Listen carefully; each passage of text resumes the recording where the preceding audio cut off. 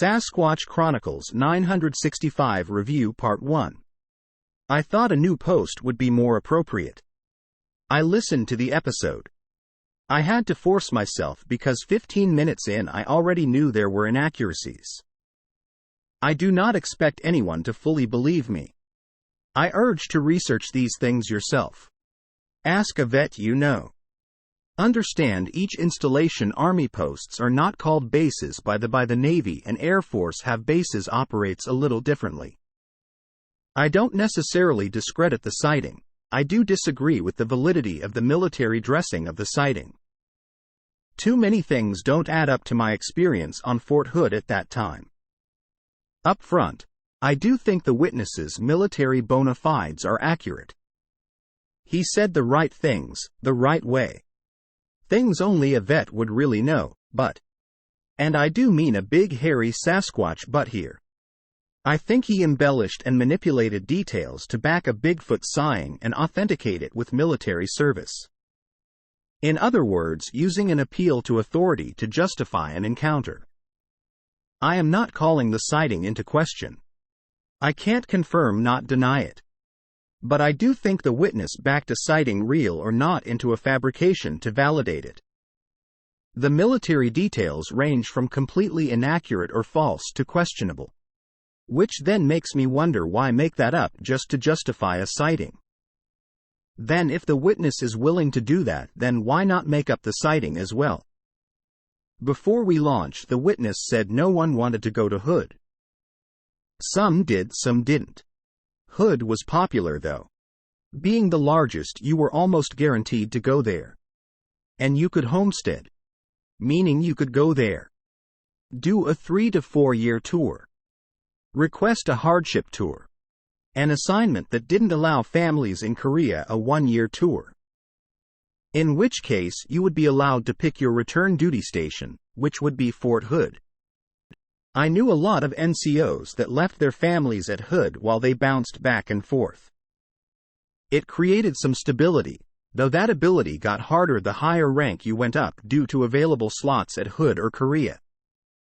I should mention I do listen and read these stories because I would be happy if Bigfoot could be proven. Sadly, I think the world is now so full of posers, and with the popularity of paranormal cryptid TV shows, there's money in it. Which only increases the chances of more fabrication. Do I blame Wes? Not really, he could vet better, but then he would need an army of verified experts on details and topics to validate claims. Which is why I tag podcasts like his as entertainment. On to my analysis. To recap, I was an Army Ordnance Officer at Fort Hood, now Cavazos, but to be consistent I will keep it as Fort Hood during the time the witness was stationed there. I earned a commission from ROTC and was stationed at Hood from 1997 to 2003, total service 1992 to 2003. 2007 with IRR commitment. Long for an officer. But I was in the 4ID and we were stopped lost for Force 21, nothing to do with 9/11.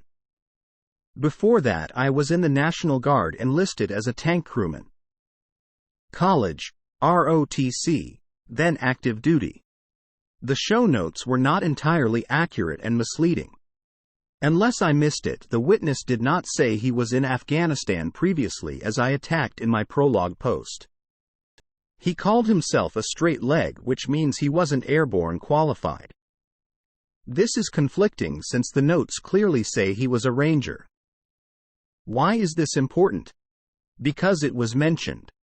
Anytime someone uses a military credential, they are doing so to add authority to their argument, just as I am doing.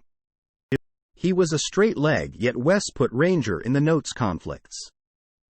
Did the witness tell Wes that, or did Wes add that in? In the Army there are ranger qualified and rangers. The difference is that qualified means they went to ranger school and got the tab but did not serve in the ranger regiment. Rangers serve in the regiment, and as confusing as it might be, soldiers in the regiment may or may not have the tab been through the school. You can look up this detail on Wiki or other sites, I won't deliberate too much more here. So the fact the witness says he was a straight leg means the entry that he was a ranger is suspect. All rangers are airborne qualified. Have to be. It's in the job description. You don't have to be airborne qualified to just go to the course, yet the odds of you getting into it without your jump wings is extremely unlikely, yet it is possible. There is another detail that sets my spidey sense off that the witness was an E5 in 2002. If he enlisted in 1993, he would have easily been an E6. I am not judging the guy, but there are valid reasons for this. Without a copy of the military records, which can be done by FOIA, I won't speculate more, yet it does raise an eyebrow.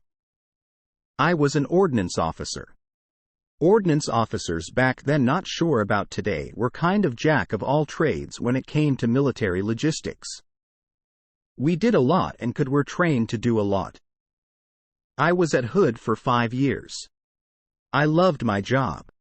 Post from user building Bigfoot at Reddit.